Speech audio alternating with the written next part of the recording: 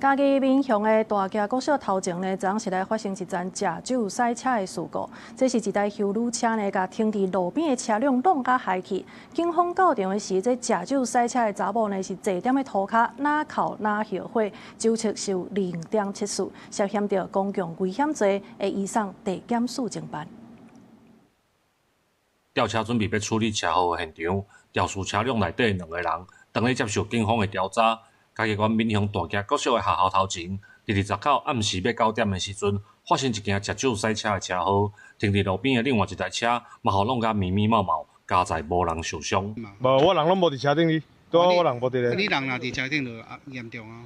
係啊，如果在車上，我可能即兩秒無佇遮啊。係因這個弄個飛起來，佮弄傳出來，個弄證實的啦。救護車到現場，要將肇事車輛頂面的2個人送到病院。經過檢測，2個人攏有食酒，其中查某駕駛的酒測數字是0.7次。停車佇路邊的車主是宮廟家庭的成員，而時去到婚姻表演，伊暗時回來的時陣，才知影家己的車互弄甲害去。車主表示，食酒塞車實在是不應該。我覺得很冤枉，因為即馬足儕人攏是叫姐姐弄死的，啊無就是叫姐姐弄着安尼，係啊，所以我真的。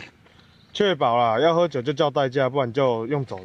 你駕駛哈，那酒測值經檢測為0.74，那涉及公共危險哈，會送地檢署偵辦。肇事的女車主因為食酒來塞車造成車禍，在救護車的時陣就哭甲誠大聲。警方就表示，食酒塞車害人害己，唔愛賠償造成的損失，嘛愛面對法律的責任。記者林慧婷，嘉義報道。